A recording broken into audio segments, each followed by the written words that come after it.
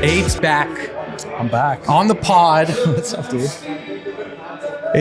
Do you remember when we shot the first one? May? April? I think it was April? I think it was March. Oh, it was when's that early. PCA? Oh yeah, April. So it was April. before that. March, because that was like our launch. The Valet launch. We weren't even ready to launch. You were just like, "Hey, you want to come on the podcast?" Yeah. I was like, I'm done waiting. yeah.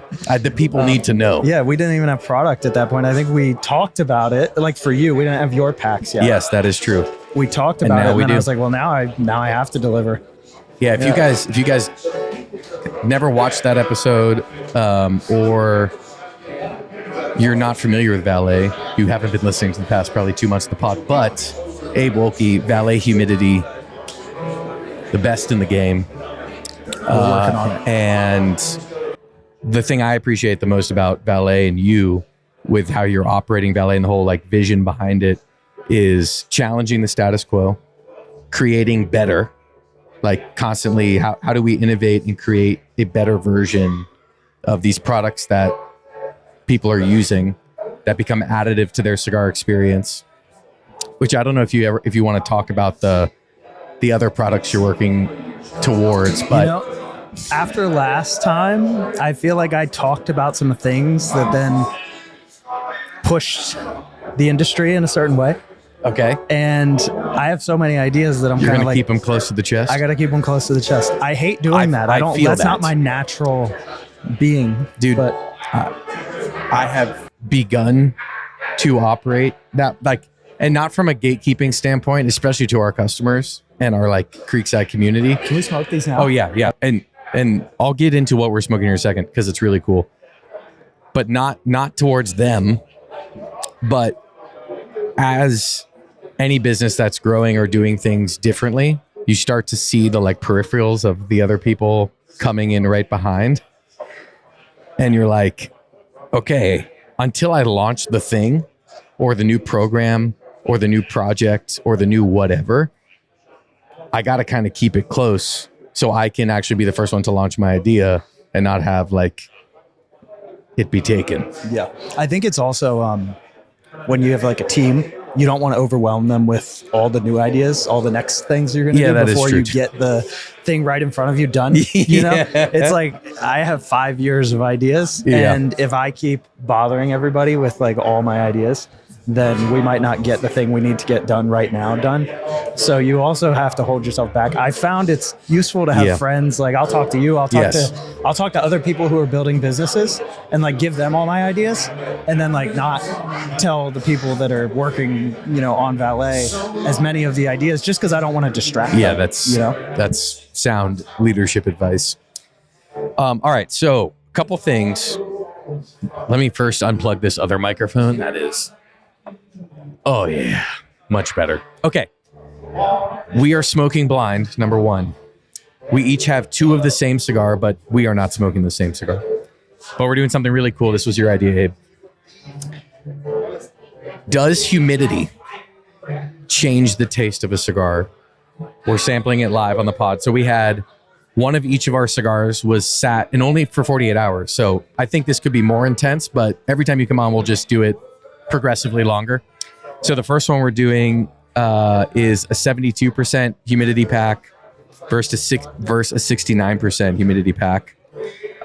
Cigar on your left is your 69%, right is 72%. Same cigar. Do you notice a difference? And you said right when we lit up, right before we started rolling, you were like, whoa, wait, I actually do think there's a difference immediately. Yeah, I thought it might just be a gimmick, and then I tried it, and I was like, oh wait. But I'll tell you, I'm a little insecure because you guys give all these like incredible tasting notes, especially Noah when he smokes cigars, and I'm listening to the podcast, and I'm always just like, yeah, it tastes good, taste not so good, taste, smooth. That's the beauty of this experiment, though, is it's not so much. I mean, you could go geeky on some tasting notes, which we're going to give you the space to just do that. But it's like, it could be a mouthfeel thing. It could be one taste saltier, one taste spicier, or like, My 72 already went out, so if that's saying anything. I'm definitely having trouble keeping them lit. But I think I just have that problem on podcasts. Yeah, okay. You. And we always supply good mic stands to keep it easy. But right off the bat, what made you even say that you noticed the difference? Well, I was trying to... again, I'm like struggling to describe it, but I feel like this is going to sound really pathetic, but the 72 one, it's like it feels less dry. like it is noticeably more moist. But it just, God, I'm so bad with the tasting notes. It tasted like the 72 one tasted like just darker. I mean, darker, fuller, like less. Just more like I felt like I got more flavor, which I feel like might be counterintuitive because people with like really fine cigars or they're Cubans, not that anybody smokes Cubans, here, but they use the lower humidity level, right? If they did, they use the lower humidity levels. Yeah. So I would almost think you would expect like more flavor at the lower humidity level, but I'm getting more at the 72. There's like this, I don't know what I'm smoking, but both these have quite the like oaky sensation to them. And it is definitely more oaky on the 72. Like I think like a more like, and I think there's some bias here in my brain potentially, but like a wet wood, like more oaky. And this one, higher humidity. There's like no spice in the 72 and there's spice in the 69. Wait. Now here's the other problem. I mean, we're smoking different cigars, so. Oh yeah. We're smoking different cigars. Yeah. And even though we're smoking the same cigar, who knows how close they were rolled together. That's true. And like, there's going to be differences anyway. So, I think it's a fun experiment. It is. I was talking to HDA today, Zach, and we were just talking about construction because I was like, I'm really bad with the tasting notes, but the one thing that I have noticed is like the construction of the cigar. A lot of times, I think matters more than I totally agree with that. Like, if I get a box press Lancero and I can't draw, I can't taste it anyway, right? Like I don't know, it doesn't matter what's in it. So a lot of times it's like, can I even just get a good draw on the cigar? I think just really good construction, and you do tend to get that from the higher end cigars a lot of the times. But when you find like a budget cigar or just a regular price cigar, it's like you might get a good one, but how consistent is it, right? I think if you can make a budget cigar that is constructed as close to perfect as you humanly can, you can have way more success than constructing a cigar that uses more expensive tobaccos and has bigger flavor that is in 80% on the construction scale. Because I genuinely think the majority of smokers focus primarily on how much smoke is coming out of my mouth, how hard do I have to work at it, and is it burning on like a clean line without like tons of issue. And if you do that, they're going to come back and smoke that cigar again. Like that's just been my experience. Yeah. Okay. I know we're smoking different cigars, but I think you're right. Like I think it might be a trend that I am getting more spice. I feel like I'm tasting the nicotine more on the 69%. Yeah. Like feeling it. Yeah. But in like a dry way. And then it's like at the end. And then I'm getting more just like flavor up front from the 72. Yeah, it's like 72 is heavier. It like sits heavier and the smoke is denser. Yeah.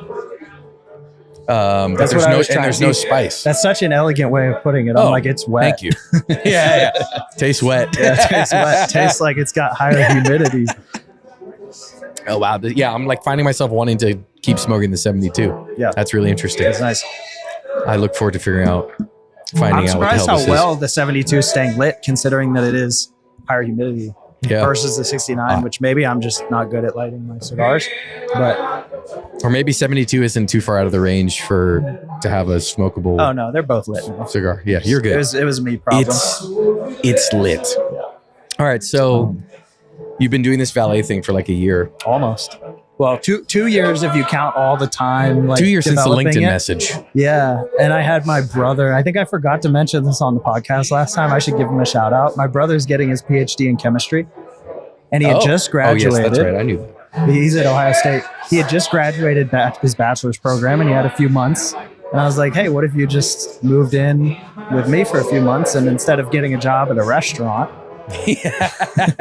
do some chemistry.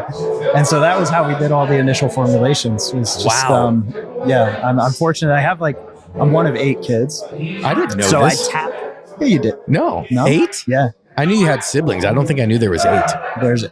I'm one of 8, so there's 7 siblings. Oh, yeah. You're one of 8. Yeah. Not to be pedantic. Yeah, no, that's all right. That's a typical big family kid thing to say. Yeah. I'm not one. There's not me plus 8. It's me plus 7. Oh, wow. That's so different. Yeah. It doesn't feel like a lot until you name them all. Like when someone's like, what are all their names? Which I'm not going to put you through here. But you start naming it's everybody. Like reading the book of like, numbers. That is a lot of kids now that you mention it. Now I'm feeling it. Thank you. I just tap into them for whenever I need something. I'm like, like through the Rolodex, like this which one does sibling that. do I have? I think 4 of them at different points have worked for me in some capacity. 4. That's really cool. Yeah. And the 5th I asked and he was like, nope. And I was like, okay. Yeah. Where do you fall? I'm the second oldest. Okay.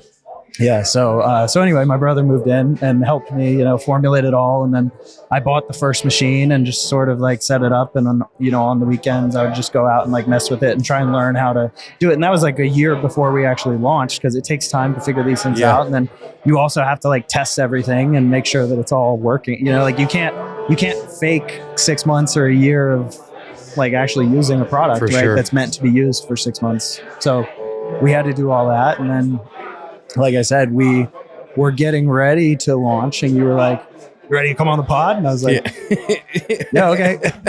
so we went on the podcast. Then just like sort of, we're like, "Okay, we're launching now." And then we did. And then I think a month later was PCA. Yes.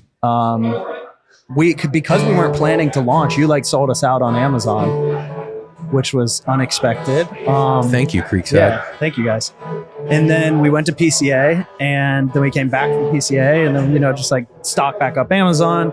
And then, man, it's been I feel like it's not been a year. And so it's been like 10 months. And I think like 3 or 4 of those months were actually spent trying to grow the business. And the other like 6 or whatever the math is, were spent just like dealing with getting all the kinks out of the system. Like we came back from PCA, we start making packs, and then we order more film, make more packs, start shipping custom packs, and then is this like story time? Can we just... Dude, the whole podcast is story time. Let me relax. Kick back. So we finally were like growing. We're like gonna place our biggest order of film ever, and we're like, this is amazing. Everything's going amazing. It's too good to be true. I've had so many businesses that haven't worked out. And I'm like, it's working, and you feel the momentum like pulling you forwards. Like you probably felt this, like people call it like product market fit. And when the market is just saying like, yes, we want it, and you're just trying to keep up. And then, so we make all this product, and dude, our film, like 3rd order, we've tested everything.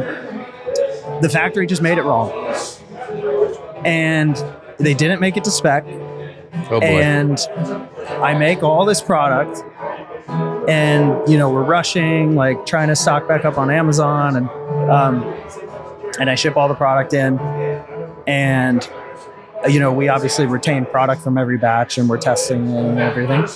And I noticed like a weekend, I'm like, something's not right here. Humidity's fine, but there's something wrong with like the pack material. And turns out that they just made the film wrong, and the citric acid that we put in our formula to prevent like mold basically was like getting, it was letting too much moisture through the packs. It was then the acid starts to like degrade the paper. Oh yes, okay. And so this is like the nightmare of Amazon, because I was like, I'm brilliant. Yeah. I'm going to ship everything through Amazon. I'm not going to have to do any fulfillment. Yep. Just send like a bunch of boxes to Amazon. Amazon ships them out. Well, Amazon doesn't give you any customer information. So you don't own your customer. Amazon owns your customer. So like that's really nice for like a I don't have to deal with it standpoint. Sure.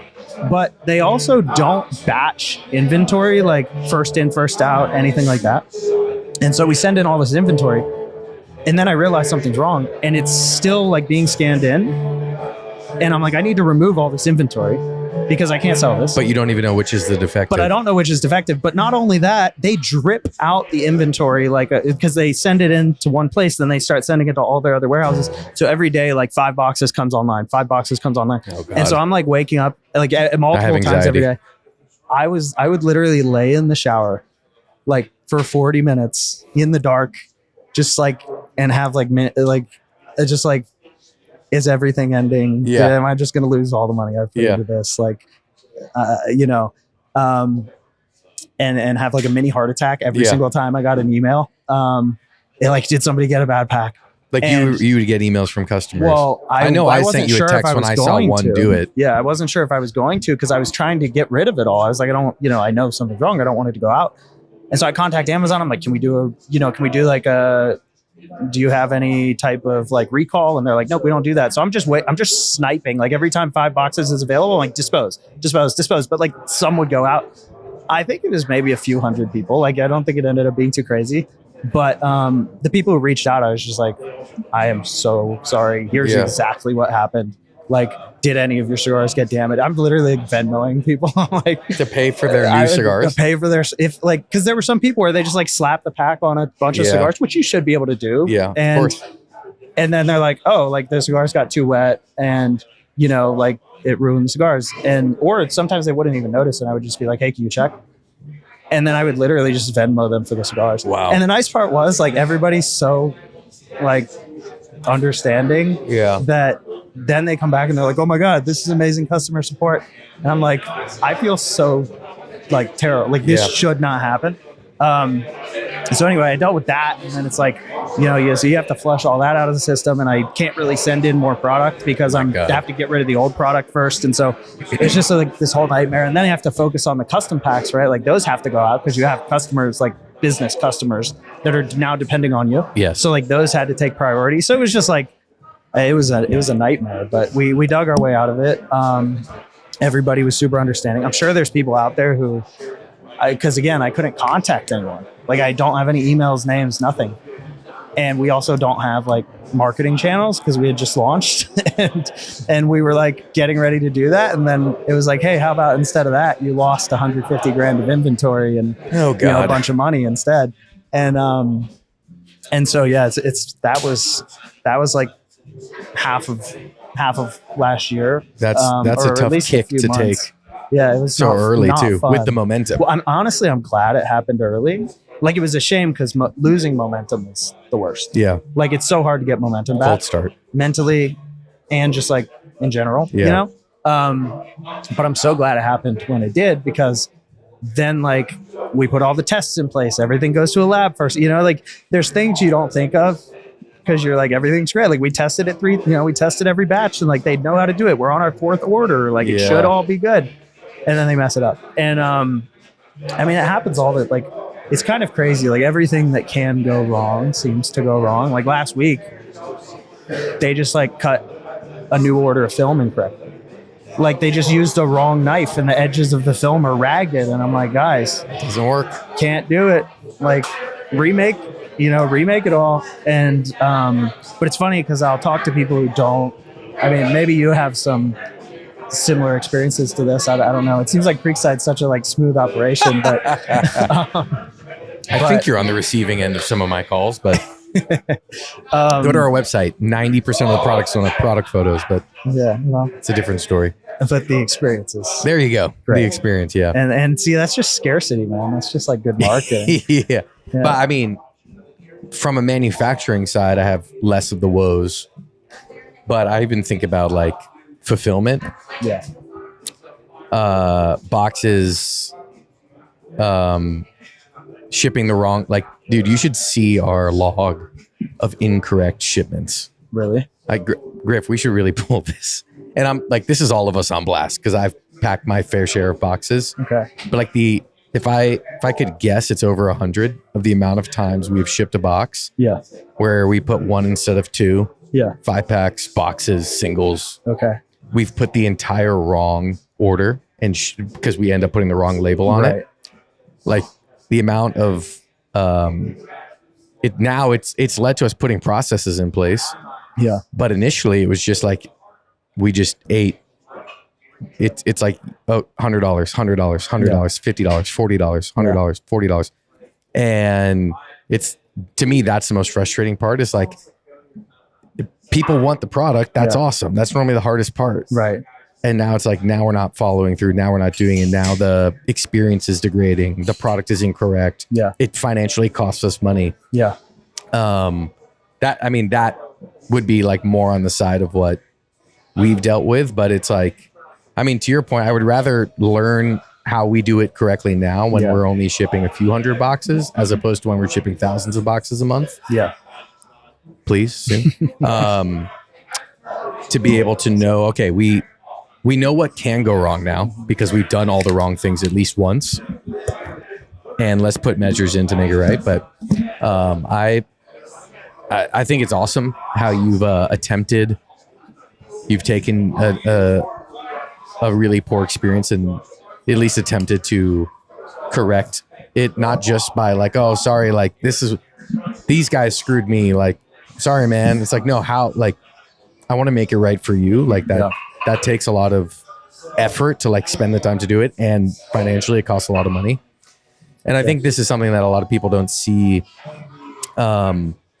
the behind the scenes of building an operation. And this is for any industry. This isn't just cigars. Obviously we're working in this industry now, but it doesn't just like happen one day where you're like, great, everything's awesome. We make a ton of money. Like we sell so many things. It's like, we found out we were wildly inefficient and we sold this amount of money and we made like $800. Yeah.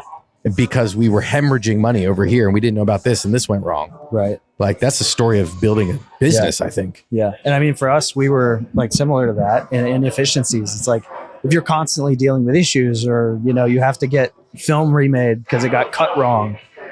It's like, well, I was going to put this on a boat and it was going to cost me, you know, this much. And now I have to put it on a plane and it's going to cost me 4 times as much. And you have to do it. And it's like, it's not sometimes it's my mistake, but it's not always my mistake. And when it's my mistake, I'm like, I don't feel as bad because it's my mistake. Yes. It's like, I'm wasting my own money, but I get really irritated when it's like someone else's, you know, because I mean, like if these, you know, okay, factory makes the film wrong. They replace the film. It's like, okay, what about my ingredients? What about, you know, my labor costs? What about the freight costs? What about the pallet I sent out that I had to just throw in a dumpster? You know, it's like, what about all the costs that I can't? What about reprinting everything? You know, like they're not covering the costs for that. So, yeah, it's funny though. I was talking to somebody who doesn't have a business, and this is why I was curious what your experience has been. And they're like giving me unsolicited advice, like.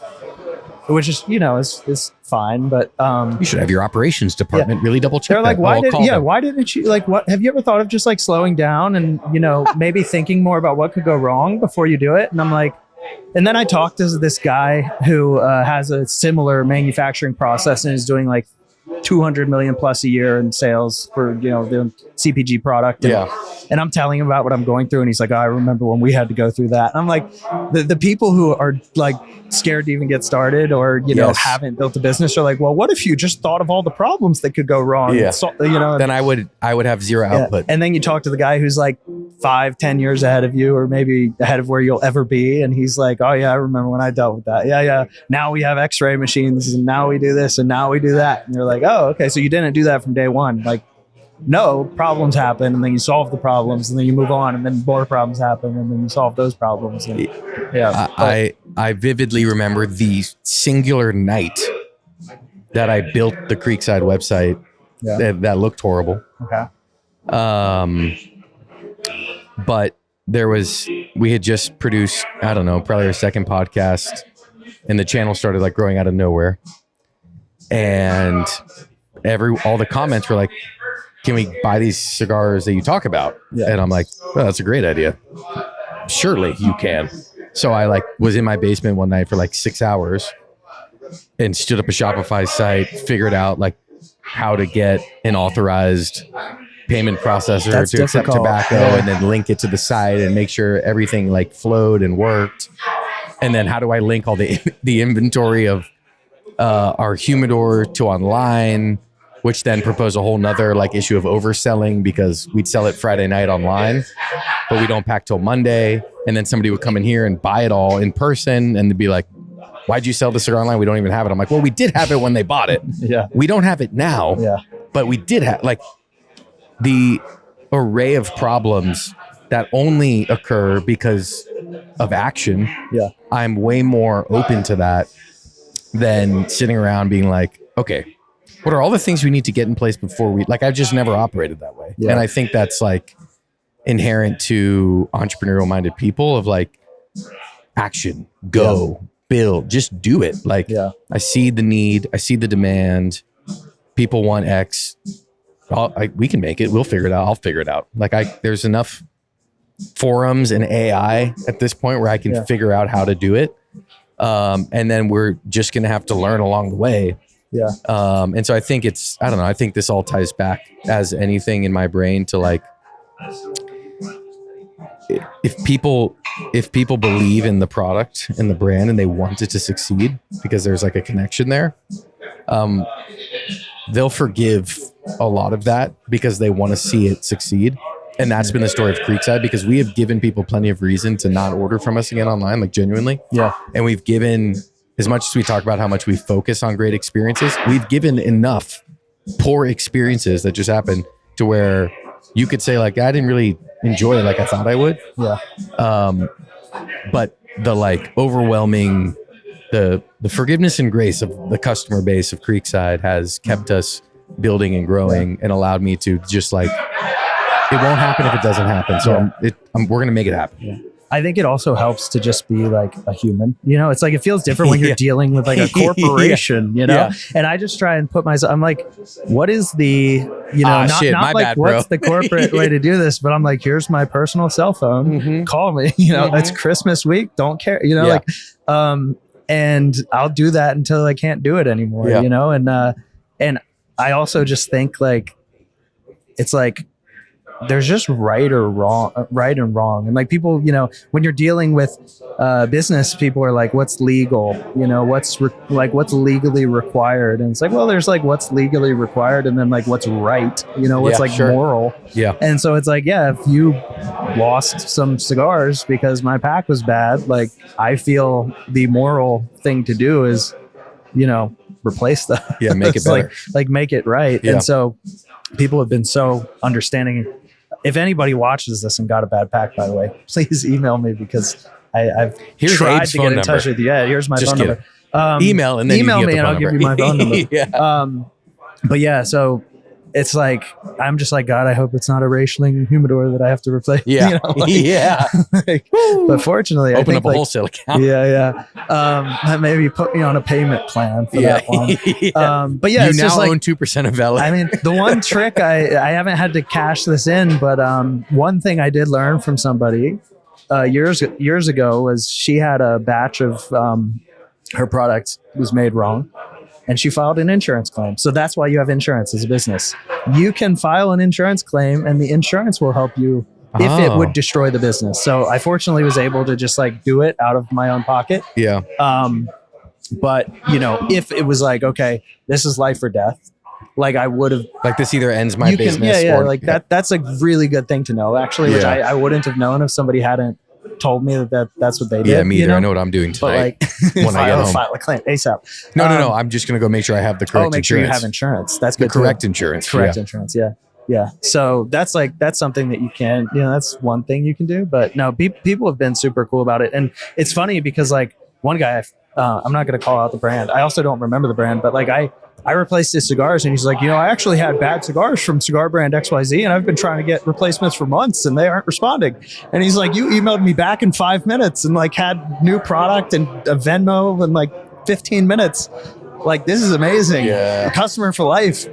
And I'm like, dude. I mean, I just felt terrible. Like I wasn't trying to even, I'm like, I'm not even trying to retain you as a customer. Yeah. I'm just like, I just feel so bad. Yeah. Like I would totally understand if you want nothing to do with me.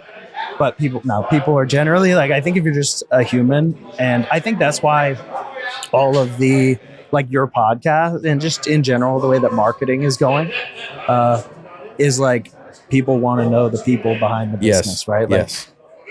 Bounty paper towels, it's just a brand, right? For sure. And so like so much of marketing these days, or just promoting a brand, building a brand, it's just like showing who's behind it. Yes. Showing like people want human to human connection. Like people want to know who's behind the products they're buying.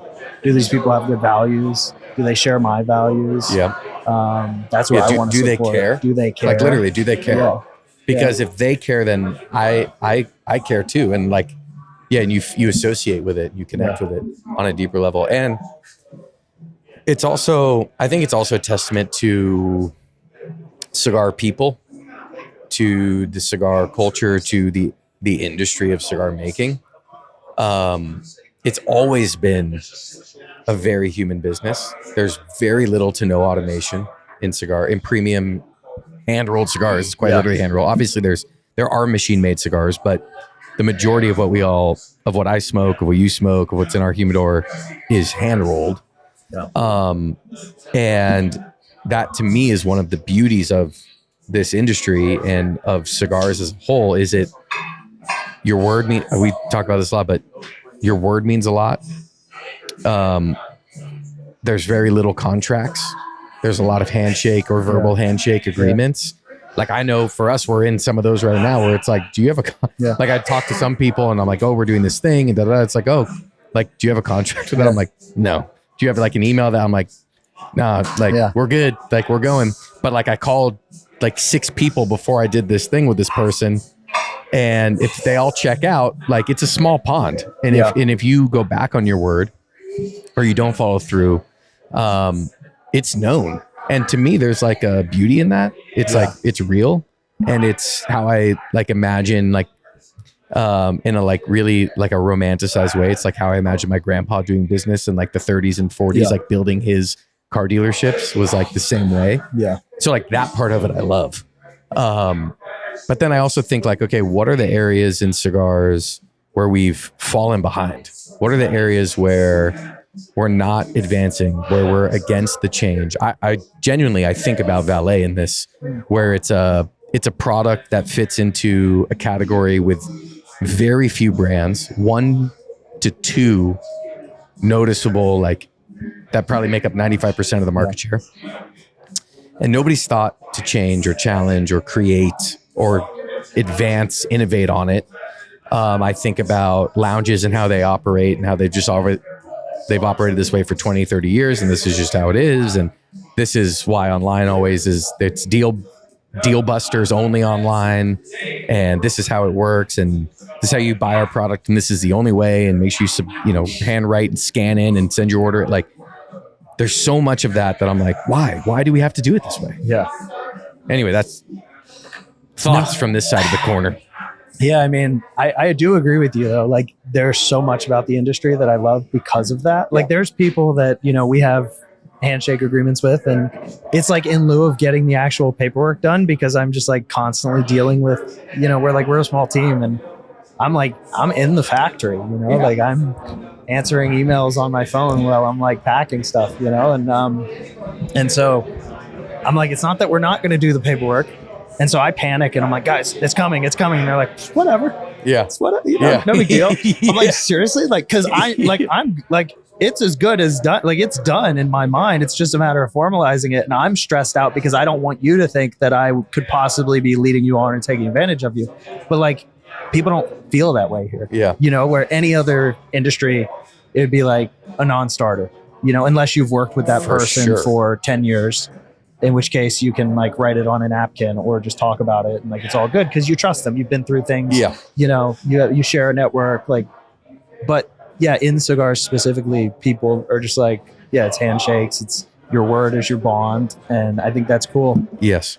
But I do think that, and as I talk to more brands, like, younger brands, I think I love the boutique brands, and I know your humidor is like so so. But it's the energy from those people that run it. It's like not about brewery movement. It's we don't have to do everything the same way. Yeah, and like I'm 32. Yep, you're 32 in 2 weeks. 31. You're younger than me. Yeah. Okay. Yeah, so like we're gonna be here in 30 years, right? Like that, the guy who's 70, I hope he's here in 30 years. Yep. Shout out. Yeah, but cigar longevity, baby. we have to build things the way that we want them to be, you know, and so build the world you want to see. Yeah, and a lot of people, like when I was first pitching this idea, or not really pitching, but just like saying, hey, this is what I'm doing. A lot of people in the industry were just like, oh, whatever. Nobody needs that. Nobody wants that. Everybody knows how to use humidity packs. And I'm like, then how come when I call all my friends self-described cigar smokers, none of them know how to use these? Yeah. And they've been around for 20 years. And so it's like very like people aren't really looking and asking like, what does the customer want? And that's beautiful in a way, because as an artist, you have to create, what you want.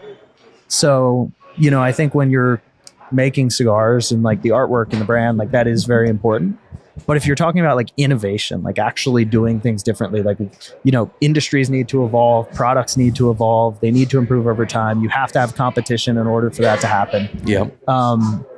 It's like, yeah, you just, I lost my train of thought, but yeah, you need reasons to innovate, and you need to talk to the customers. And when I talk about the things that I want to do, which are mostly like my pain points, right? Sure. It seems to resonate with other people. Like I'm talking about like why I don't smoke more cigars, right? And I mean, now it's because I'm like working in the factory and I don't have a lounge where I can smoke. So like if I smoke cigars and then people's product shows up smelling like cigars, like they're not going to be happy because it's not a cigar. Yeah. So I can't get away with that. But like when I travel, it's maybe because I'm staying with my parents and I don't want to go home and, all my clothes smell like cigars and now their apartment smells like cigars for the next 2 weeks, So like there's a lot of just like pain points, things people don't talk about very often in the industry because it's so insular, you're just in it and you just accept it. But I think there's just like so much friction to it being like a bigger thing than it is. And I'm just trying to be like, what is the friction and how do we cut down on the friction? Interesting. And obviously like, like we probably can't do too much about the taxes and we probably can't do too much. I mean, you were trying to like keep it where it is, but like, and it's slowly getting worse. But like, there's also a lot of other things that get in the way. And so I'm trying to ask like, what are the reasons people can't do this more often? Why can't you fully enjoy it? What's preventing you from, enjoying it? And again, like, I don't want to give away all the things that we're going to do. I think when we launched last year, it was funny because, and this always happens, but some people are like, well, you're just copying the people who are already, you didn't do anything new. And I'm like, well, there is improvement in that, like the product is easier to understand, like aesthetically, like there are things we are doing that are different. Like you might not feel that it's different enough, but also if you've ever tried to just create a whole new category or something that just doesn't exist at all versus iterating on something where there's already a proven market, like, a lot of times people are like, yeah, I don't need that. I don't want that. Or you have to spend, 10 years educating people. And I don't love like the idea of like creating a problem, like for sure. I want to find like real points of friction. A lot of e-commerce and selling consumer products a lot of times is like,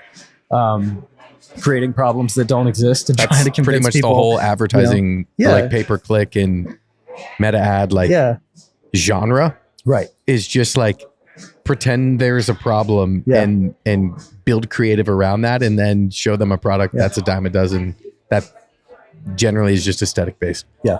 And like solves that problem. And solves the fake problem. The fake problem. But I mean, I love cigars because they're so pure. It's like, no, it's not good for you. Mm-hmm. It's like, it's the artwork is a huge part of it, right? Like it's very much like you're in it for the for the experience. So it's 100% experience driven. Yeah. But then obviously there are real problems. Like, why do you not, are there times where you want to smoke a cigar and then you don't smoke the cigar? Why was that? Yeah. And how do you build things around it? And how do you build things around that to make that easier? Maybe your cigars were dry and they didn't smoke well. Maybe you don't keep cigars because it's too much maintenance, So then when the opportunity presents itself, you don't have any. Yeah. Maybe it's because your wife is like, man, I hate when you come home smelling like cigars. Yep.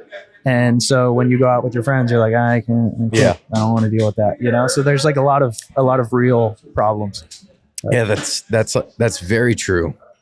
And that's where like real change comes, or like innovation comes from. And also where I think you find the pushback from inside the industry. Right. Because everybody smells like cigars. Because they're like, what do you mean this isn't a problem? It's like, maybe to you. Yeah. But there's tens of thousands, if not hundreds of thousands of people who just aren't ever going to pick up a cigar because of these two problems. Yeah.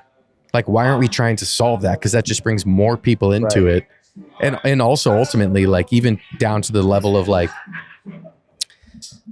states are going to continually piece by piece, like squeeze the life out of cigars. And I would argue it's not just lobbying groups that are going to keep that from happening. It's demand. Like, when you see, at the end of the day, you can't tell me that states don't want the revenue from cigar sales. They obviously do. That's why they keep raising it as well. Like, it's like, okay, so this thing is bad, but you'll take the blood money and like fund whatever you pretend that you fund with your tax dollars. But if cigars makes up 1% of the population, and you start solving more problems to bring in 1.5% of the population 5 years from now, that's substantial increase in demand that states start to recognize, that states start to maybe let up on, to be more open to cigar smoke. So then you have, or cigar consumption. What does that snowball lead into? Like, more states now are like broadcasting, like, we don't have as many cigar restrictions as Alabama or as New Hampshire or at whoever. Yeah. I think it's a net positive, but yeah, I think a lot of times people just don't. It's like, nah, this is our club. We smoke cigars. We don't have a problem with it. Like, why would anybody else? It's like, yeah, because they're not even customers yet. Yeah. Because they don't want to be, because there's too much friction. Yeah. And maybe they smoked a cigar at a wedding, or, one time every event. 5 years. Yeah. Yeah. So I think, I think there's a lot to be done there. I think, I really do think the craft brewery movement is like a good analogy for what seems to be happening in cigars now. It's like, you have younger people, they're building these really cool brands. They care a lot, and now we have more of, I don't even feel like we had the same social media, like platforms or presence that we have now. Like when the craft brewery movement was happening, because we're in Cincinnati. Cincinnati's huge, right? Like, they're big distillery city. There's Rheingeist. There's all these companies, right? Yeah, there's like 60 breweries, I think. So many breweries. I've never really been a big fan of beer, so like I've never been a big part of that, culture. But it's a great thing for the city, right? And it gives people a reason to get out. And I think so much of cigars, like, besides the fact that I just like them, but it's the social element. It's the, like, how do I find a group of people that I want to spend time with? Yeah. And I've joined, like, there's like entrepreneur communities or all these different things that, like, everybody's trying to find ways to connect with people in real life. Like, we want to be out, we enjoy being around other humans, but like, you don't have the same public spaces that you used to have to just like lounge. And American cities, I think in general, are like not really built like human first. It's like highways and parking garages. Yeah, and there's not a lot of like public and spaces office buildings for you to go sit inside of. And people don't work in the office anymore, so they're just like at home, right? And so I think like one of the amazing things about cigar lounges is it's an excuse to just get out and be around people, and I don't really care if someone's like I said, I've joined, entrepreneur communities or these things where people are trying to find people that they share interests with or whatever. And I've never found that to be like a good, like, cross section of society that I'm like, oh yeah, entrepreneur, like, definitely going to be definitely going to get along with these people. Like, there's a lot of entrepreneurs that are really boring or bad people. And so I think there's just like there's different ways that you can find people that you resonate with. And generally I found that like cigars is really good. It's a really good filter, like when I go somewhere and I smoke cigars, it's, I tend to run into people that I get along with from like all walks of life. And it's like a very sustainable, like, shelling point, because it pulls people in from all over, right?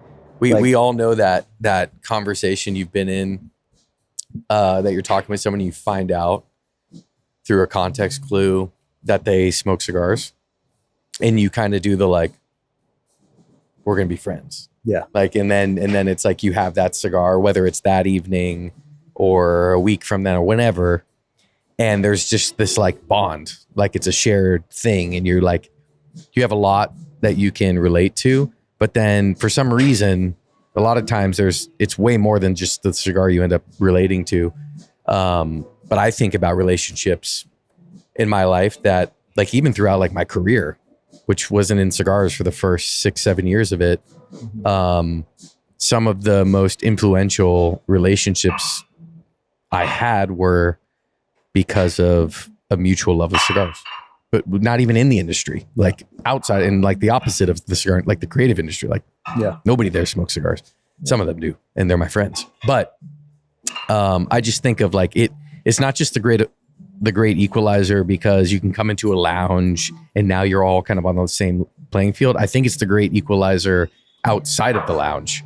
Because the majority of cigars I smoke are not in a cigar lounge, actually. Because I would have to think that is the broad truth for most cigar smokers, because there's way more cigar smokers than there are lounges. Right. Yeah. I mean, I smoke cigars at parties with friends that, go to like a nice club or lounge and be like, or a rooftop at a hotel. Like, I actually like to also just smoke cigars in places that are not dedicated cigar lounges. Like, cigar lounges are great.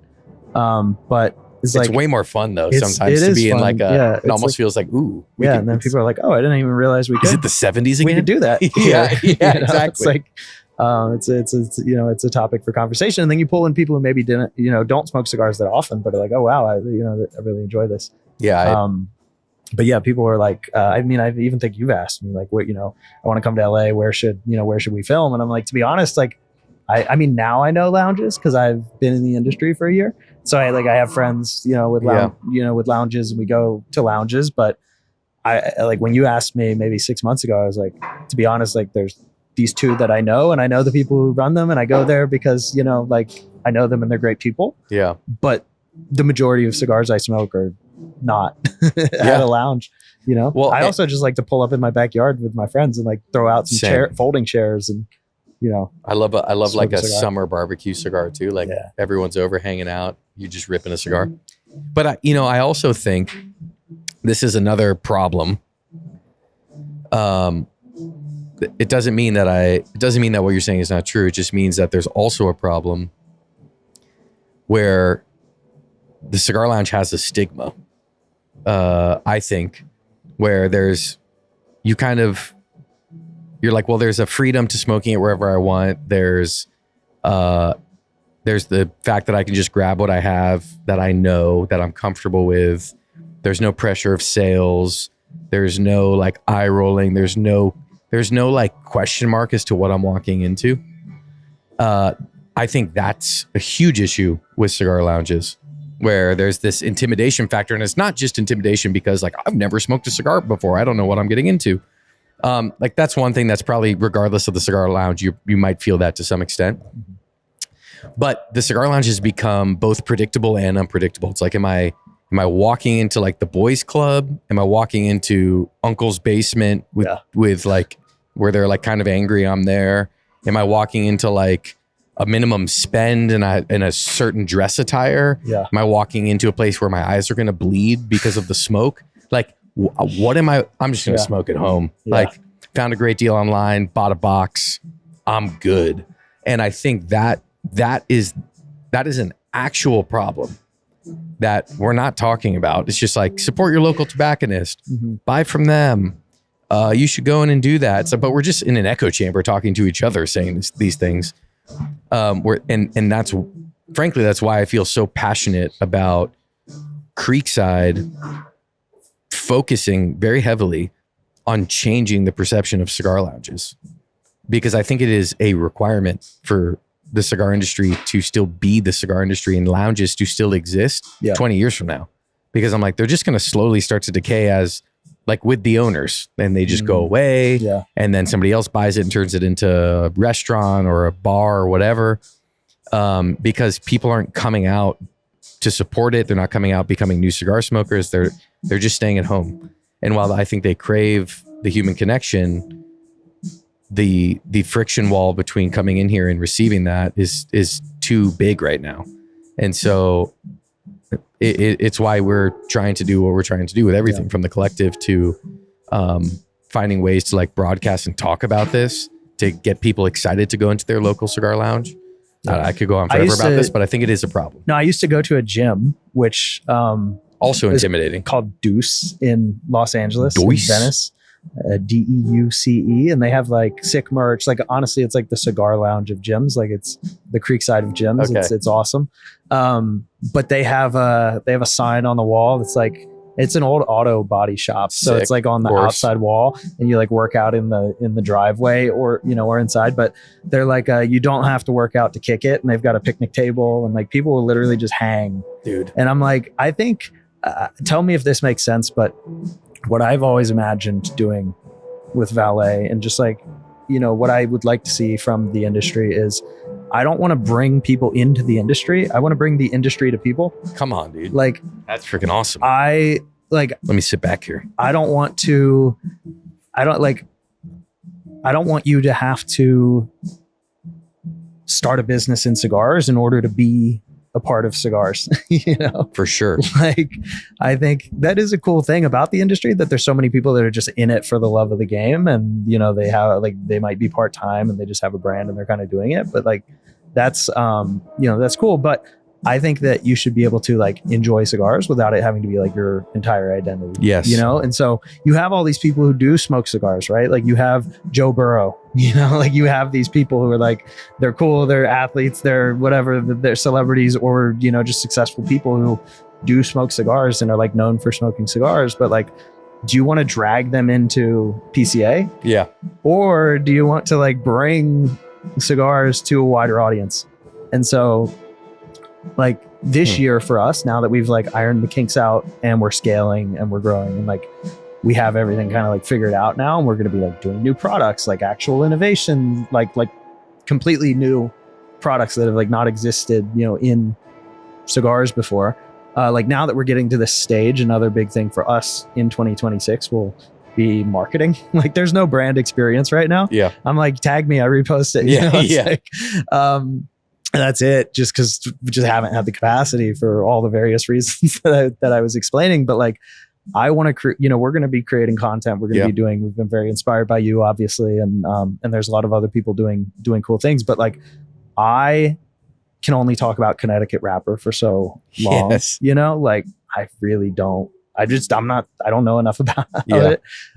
So my North Star is like, can we just make content that people want to put up on like on the TV here and like watch and have interesting conversations beyond cigars. And so what I want to do is like pull in the people that I smoke cigars with, already, who have nothing to do with the cigar industry. And be like, great, we'll smoke cigars. Like, let's talk about it, but let's talk about all the other things. And then at the same time, like then bring in, people like all the partners and things that we're working with and be like, okay, like we're going to talk as well, but like we're not going to talk about your cigars for an hour. Like I want to know your story. I want to know how you got into this. I want to know your perspectives on life. I want to know, I think there's just a lot more interesting conversations to be had. And so I think that's such a value add to both to like people that would watch it, but also to your point of like bringing it to other non-cigar people, where it also kind of normalizes the cigar. It doesn't become the like taboo, like, oh, they smoke cigars on this. But it's like, yeah, we do. But like, it's not even like this huge noteworthy thing where it's like, now you have to be a cigar smoker to watch the pod. But it's also like tonight even, like earlier we shot a podcast with my buddy Adam with Coach.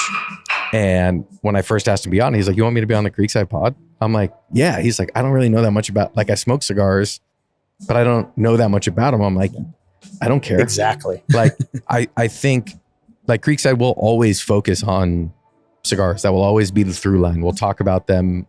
We'll get geeky with them because I love it. Yeah. but I also love building business. I love people who inspire me, who do things differently. I love talking about that kind of stuff. I love talking about leadership and management styles, but not in like the, like, I'm a leadership coach thing, but like just like the realness of it. Yeah. And like even tonight when we sat down, I'm like, all right, like we're going to talk about Valet, but like here's what really I think we can also talk about, like the broader industry and like the culture and experience around cigars, and like where is this industry going and how do you push it and how do you challenge it? Like, to me, that is fascinating. I know there's people who watch our podcast who'd feel the same way, who own businesses, who are drivers in their own industry, whether it's automobiles or restaurants or cigars. And I'm like, how do we keep doing that and pushing that? And to me, I love, ever since you first told me about this idea with the Valet pod of like getting people outside the industry to like hang out and talk. And I'm like, yeah, that's like the easiest subscribe to me is like, that's awesome. I mean, at the same time, I will say, like, when you went to the factory and did the behind the scenes, and I forget the name of the factory, like La Isla. I watched that whole video and it was engaging the entire time. Yeah. So like you can still do cigars. Like I'm not calling cigars boring by any means. Yeah. Like it's awesome. And especially if you have like good content, I was like, wow. Like I get obsessed. I can get obsessed with any industry, right? Like with the right storytelling, like it's just interesting how products are made. It's interesting how businesses are built. I mean, I also just want to go behind the scenes. Like I'm planning to set up a studio in our facility. Yep. Which I'm trying to figure out how to do this without sound being an issue, but I want to have like a clear view of the facility in the background. And I'm like, I want to walk people in and just be like, here's the shit we're dealing with. You know, like here's what we're doing. Here's how we're scaling. Like, I think the cool part about building a facility, like manufacturing in 2026 or 2025, is like when we started, I was like, how can I do this differently? Like, not just, you know, at a marketing level, but like, how can we do this? Like, what scar tissue do we not have that can allow us to just like build this business more efficient? You know, obviously doing the custom packs efficiently has been like something that we've done, which you can't really do unless you own your own manufacturing. Cause like you have a co-packer in the middle taking a cut of every pack, then like, and your offering is really, you know, it's like, you can't be switching out, you know, and doing small runs for lounges and things like that. It's just not going to make economic sense. So I want to share, like, I just want to bring people along and be like, here's what we're doing. Like, here's, you know, how we're doing it. I want to share as much as I can. And like, maybe that'll help somebody else start a factory, you know? For sure. So I think, yeah, like once I get the studio set up, like, again, these are all, I'm sort of saying it here because I'm like, okay, now you have to do it. Yeah. Now Action, I have baby. to do it. Right. So, but that is really the plan this year, is like, we've got the kinks out of the system. Yep. You know, we are going to just be scaling. We haven't done like any retail really, like you guys, you know, a few other stores. The custom packs have really been like the main thing, but we actually, I should shout this out while we're here. We're in Smoker Friendly. Dude. Do you know the big chain? They're like everywhere. 800 plus stores. So oh my gosh. If you have a local Smoker Friendly, go check them out. And buy a box of Valet. Buy a box of Valet. And if they don't have it in the store, tell them to reach out to their distributor, Magic Munchies. Great name. Electric. and get Valet stocked for you, because it's like slowly rolling out. Congratulations. Yeah, thank you. So we're going to put, and there's a lot of people who've reached out even from your podcast and other things that like I respond to, but then like I'm not aggressively following up to like close the deal. And like I owe all those you're making people. The product. I'm just like busy. I'm like, call me, you know, and like I'm like on the phone, like, you know, packing boxes. Yeah. But yeah, so that'll be a big focus this year, is like retail and actually building a relationship with the community, with people who are buying the product, sharing as much as I can. Like I'm just trying to be helpful. Like I said, the insurance thing, like I wouldn't have known that if somebody hadn't told me how they saved their business. So like I haven't had to do that, but it might be useful for someone else to know, you know? So I think that, I mean, to your point about like, what can the industry do differently? I don't think this is unique to cigars, but just like in general, the way that marketing has gone is like the more behind the scenes you can show, the better. Like there's a fitness channel I used to watch like years ago. This guy, Christian Guzman, and he built this whole like Alpha Elite. He has this clothing brand Alpha Elite. which like can't stand the name, can't stand the clothes, but like I love the story. I don't care, right? Like I'll never wear it, but like amazing. But it's so cool what he's done. And he built like just a crazy like fantasy factory of fitness in somewhere in Texas that's like a giant compound with a bunch of different gyms and all this stuff. And it's like a destination for people to come visit. But his entire channel was basically like him not sleeping and just like trying to build this giant compound. And, like, and then you want him to win. And you want him to win like so bad. Like, I don't even care about your, like, I don't wear that type of clothing, but like, I want you to win so bad. Like I'm gonna tell my friend who so does. cool. Yeah, exactly. Yeah, so I think, that's really what I want to do is just like share as much as possible. I think that's sick. And so, well, are you going to PCA? Do you have your booth? I just emailed them today. Slim pickings. You got to let me know what number, because we're gonna do a pop up. Yeah. Are you still down? No, I'm super down. Yeah. Yeah. For anyone, any lounge owners or managers, whoever's gonna be at the show, on either Saturday or Sunday, we're gonna bring the Creekside crew to Valet, hang out for like an hour or two. So if you don't know anything about Valet and you want to, you can come. If you just want to come hang and say hey to us so we can meet you, that would also be awesome. If you want custom packs. If you want custom packs, you should be there too. But once you get your booth number, let me know and we'll kind of put it out and pick a time and which day. And then I think it'd just be fun to like have a bunch of our kind of extended Creekside community come hang that'll be at awesome. Valet for a little bit.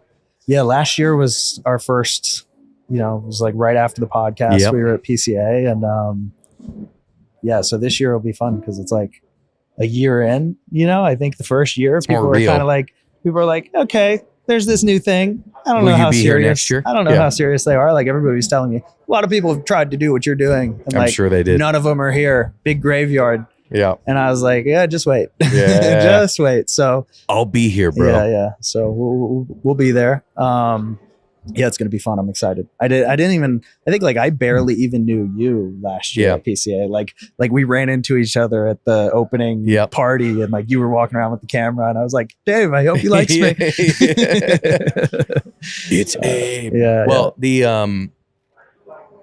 can just look at all those people that come back this year and just be like, I'm here to stay, pal. Yeah. Which I think Valet is here to stay. And I think it's a huge positive to like cigars in general. And I love being able to be a part of like the story arc from like the first message almost 2 years ago to even today, seeing like all these other awesome brands and like subscription boxes and all these places carrying it. I'm like, that's so cool to see it. I just think it's awesome. I got a lot of respect for you and for Valet. Oh, thank you, man. I'm glad you responded to my LinkedIn message. I know. Even though I tried to I was like, you did try to push it off, brush me away. But at least I'm glad I responded too, because it opened up the opportunity for me to like see the reality of it and be convinced, but not out of like a salesy way. Yeah. But also, if you want to build something, like get on the plane and just like have the meeting and do the thing. Like I showed up to your opening because I was like, if I had a business, what would I want? I would want somebody to support me. Yep. Also, he's doing it in Cincinnati where I grew up. Yep. So like, I want that to exist. Yes. So like, I'm going to show up to the opening, So like I came to town.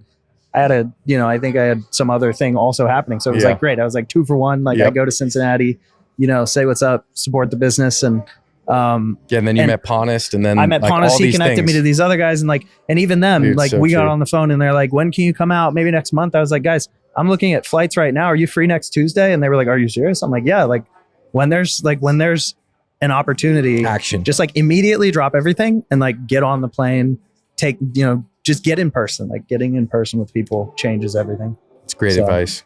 All right, final thoughts on the cigars that we talked way too much to fully enjoy and appreciate. I've been smoking the 72 the entire time. That was my... really nice. I will say it's tasting more like the 69 at this point. I think it's just dried out a little bit. Did you text me the cigars? Okay. You gonna tell us what it is? Yeah. Okay. So wait, which one? Which one did you say? The 72. Was definitely my preferred. Did you like it? Stick. I did like it. Yeah. Would you smoke it again? For sure. Any guesses? I'm so bad. So I'm not even gonna try. I'm just gonna look like an idiot. All right, you are a Honduran Puro. Okay. From Aladino, the Corojo Reserva in Robusto. Nice. One of my faves. Nice. One of my faves. You got to show me the label afterwards. Yeah, I'm well, like, it's the A. It's an A.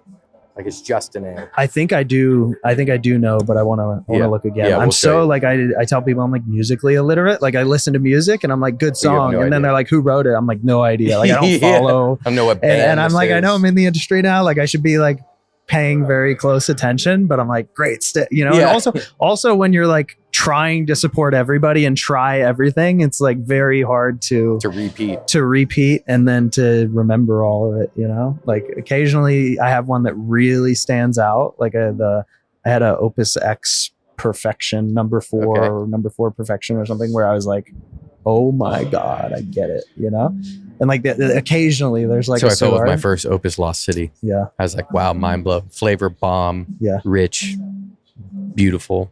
The rare pink I recently had from them also. I was like, wow, Opus is hitting. Yeah. I have no idea what Connor picked for me. I smoked them equally the same. I don't know that I could pick a favorite. They were slightly different. I think there's a little more like spice in the 69% and almost no spice in the 72. Maybe I enjoyed the 72 a little more, which is kind of shocking to me. Again, this was only a 48-hour sit time and sealed in the bags.